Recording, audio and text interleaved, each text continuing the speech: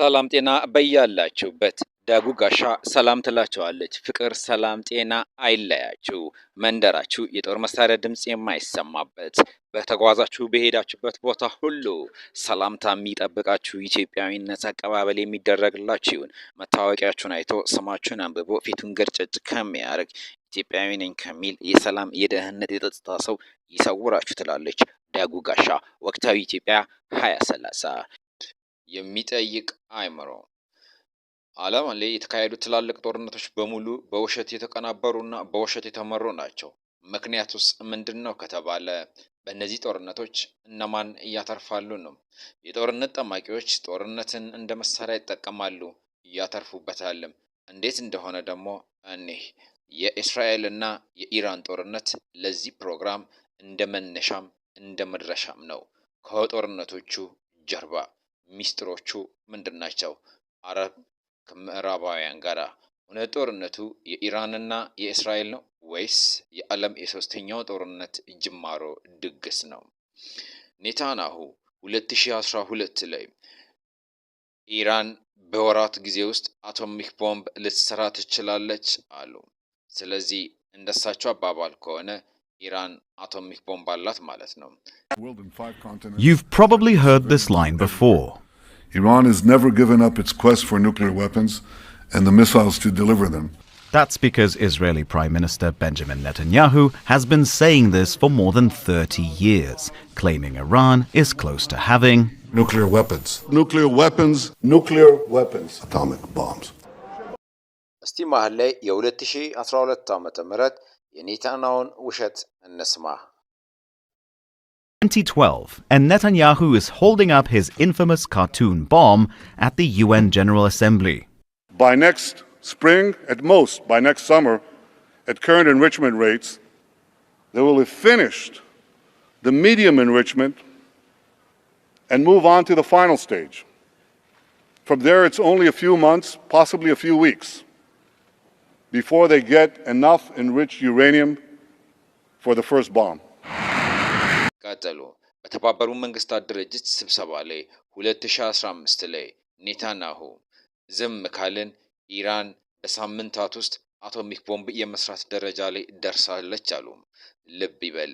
የሚጠይቅ አእምሮ የሚጠይቅ ሰው 2012 ላይ በወራት ትሰራለች ያሉት እስራኤል ሚኒስትር ኔታንያሁ 2015 ላይ ደግሞ በሳምንታት ኢራን የአቶሚክ ቦምብ ባለቤት ልትሆን ነው፣ ዝም ማለት አንችልም። ይህ ለእስራኤል ብቻ ሳይሆን ለምዕራቡ ዓለም፣ ለአሜሪካም፣ ለዩሮፕም፣ ለዓለምም በአጠቃላይ ስጋት ነው አሉ። Iran is so dangerous. Weeks away from having the fissile material for an entire arsenal of nuclear bombs. Holy shit, that's why. Iran's only weeks away from having an entire arsenal of nuclear bombs, says Netanyahu. In 2015. ፕሮፓጋንዳ ወይንም ውሸት የፖለቲካ ኃይለኛው የጦር መሳሪያ ነው። በግንባር ቀደምነት ይጠቀሙታል። 2018 የተባበሩት መንግስታት ድርጅት ስብሰባ ላይ አሁንም ጠቅላይ ሚኒስትር ኔታንያሁ ኢራን ኒውክሌር ቦምብ አላት ሲሉ ተናገሩ። እኛ መረጃ አለን፣ ጥናት አለን ብሎ በቪዲዮ አቅርበው ባለን መረጃ መሰረት ኢራን የኒውክሌር ቦምብ ታጥቃለች አሉ። ይህ የኢራን እስራኤል ጦርነት ነው። I really want to know why we had to bomb Iran now. We're going to show you Iran's secret nuclear files. Here's the warhead. Here's the bomb.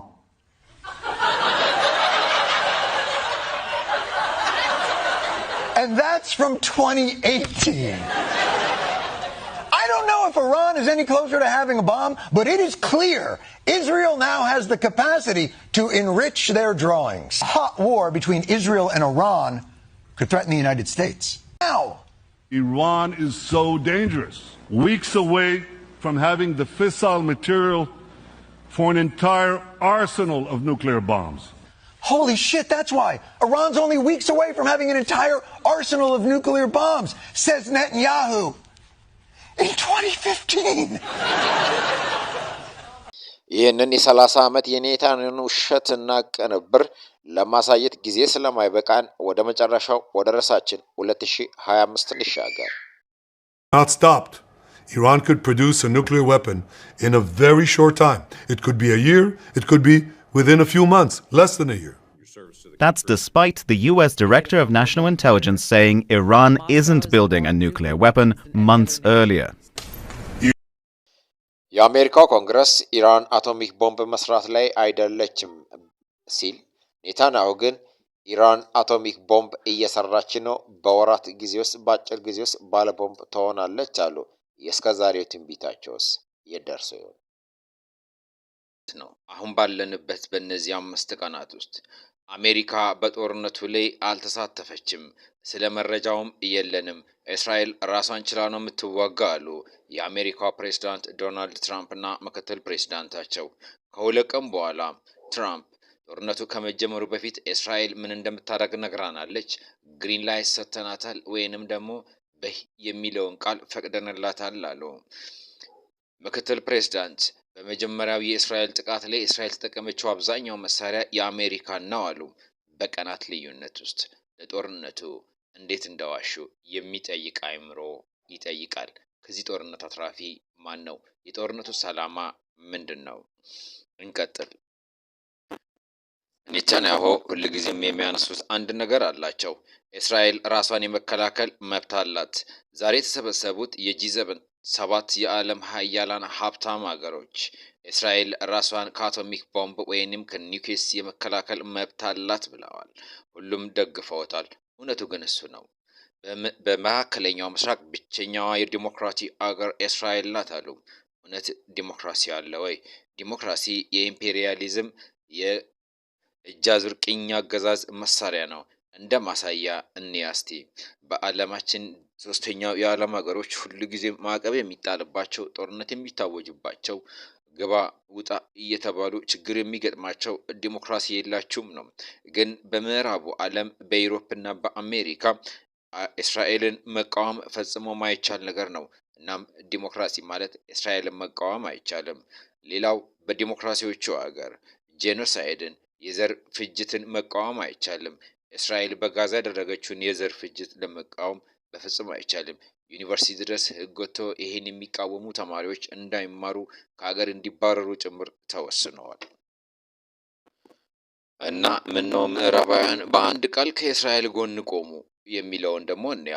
ምክንያታቸው ምንድን ነው? እውነት የምስራቅና የምዕራቡ ዓለም በተለይ የሙስሊሙ ዓለም መካከለኛው ምስራቅ የምዕራባውያን ጠላት ስለሆነ ነው? እንደ ጥያቄ እናንሳው። የእስራኤሉ ኤጀንት እንዲህ ብሏል በቀጥታ የቴሌቪዥን ቃለ መጠይቅ ላይ፣ ከእስራኤል ጎን የማይቆም የትኛውም የምዕራብ ሀገር መንግስት አይቀጥልም ብለዋል። የፈለግነውን እንሾማለን፣ የፈለግነውን እናወርዳለን። እንዴት እንዲህ ማድረግ ትችላላችሁ? የሚመርጠው እኮ ህዝብ ነው ሲባል የሚመርጠው ህዝብ ነው፣ ድምፅ የምንሰጠው ግን እኛ ነን አሉ። ምን ማለት ነው? እናንተና ማን ናችሁ?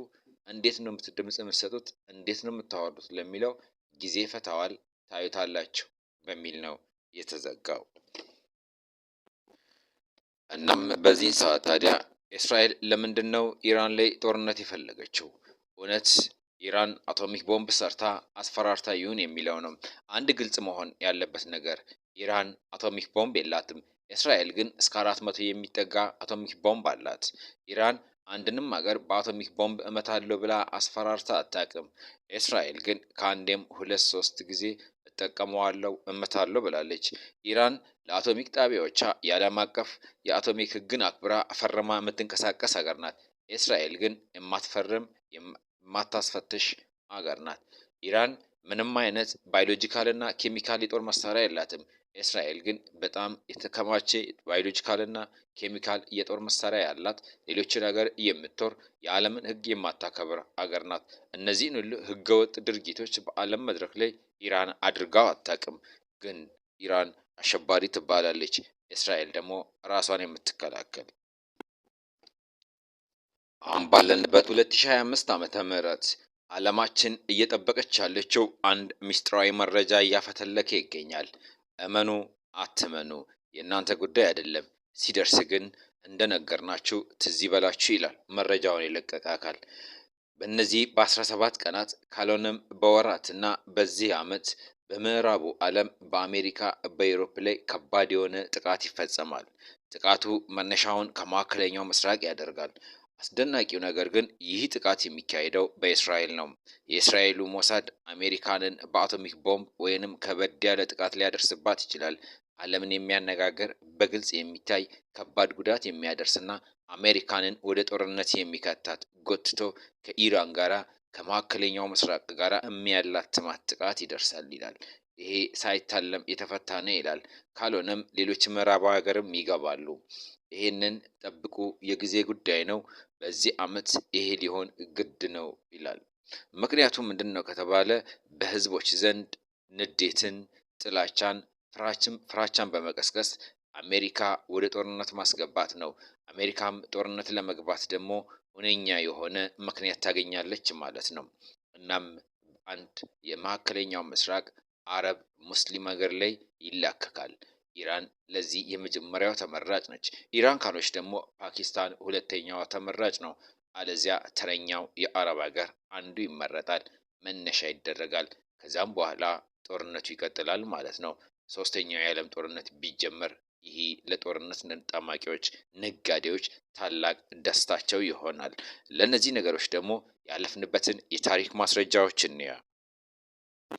እናም ማንም ቢሆን በጣም ወዳጅ የሆኑት አሜሪካና እስራኤል አንዱ ሌላውን ያጠቃል ተብሎ አይጠረጠርም።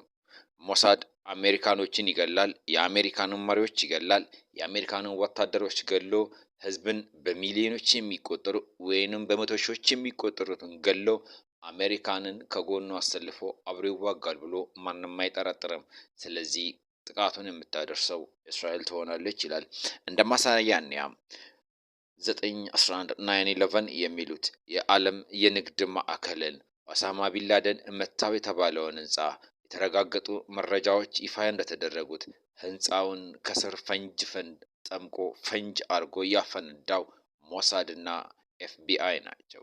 የአሜሪካው ሞሳድ፣ ሲአይኤ እና ኤፍቢአይ ተባብረው ሁለቱን መንትዬ የዓለም የንግድ ማዕከሎች ያፈነዱ። ኦሳማ ቢንላደን እንደመታው እሱ እንዳቀናበረው ተደርጎ ዓለም ተነዛ። ዓለም ሁሉ እጅግ አዘነ። እነ ኦሳማ ቢንላደንን አይናችሁን ለአፈር የሰይጣን ቁራጮች ተባሉ። በዚህም በርካታ አገሮች ወደ ጦርነት ተጎትተው ገቡ። ጦርነቱ ቀጠለ። ስለዚህ የዓለም ህዝብ ሁሉ በሰማው እውነት መስሎት ኦሳማ ቢንላደንን አሸባሪ ብሎ ዘመቻ ወጣ። 9/11 9/11 እውነቱ ግን አውሮፕላን የላይኛውን ክፍል ነው የመታ። ስር መሰረቱ እንዴት ሊናር ቻለ? ከስር ከመሰረቱ ላይ ፈንጅ ካልተጠመደ በስተቀር የዓለም የንግድ ማዕከል በዛ አይነት ሁኔታ አይወድቅም። ሌላው ወዳደቁ ኮንትሮል ዲሞሊሽን ይላሉ። ኮንትሮል ዲሞሊሽን ማለት በቁጥጥር ስር ያለ የማውደም ስርዓት ማለት ነው። አካባቢን ሳይበክል ጎረቤት ያሉት ህንፃ ላይ ጥቃት ሳያደርስ በቀጥታ ወርታች ነው የወረደው። አስደናቂው ነገር ደግሞ በዚህ ጥቃት እዛ ህንፃዎች ሲሰሩ የነበሩት 300 የሚጠጉ የእስራኤል ዜጎች ወደ ስራ አልገቡም። አንድም እስራኤላዊ በዚህ ጥቃት ህይወቱ አላለፈም።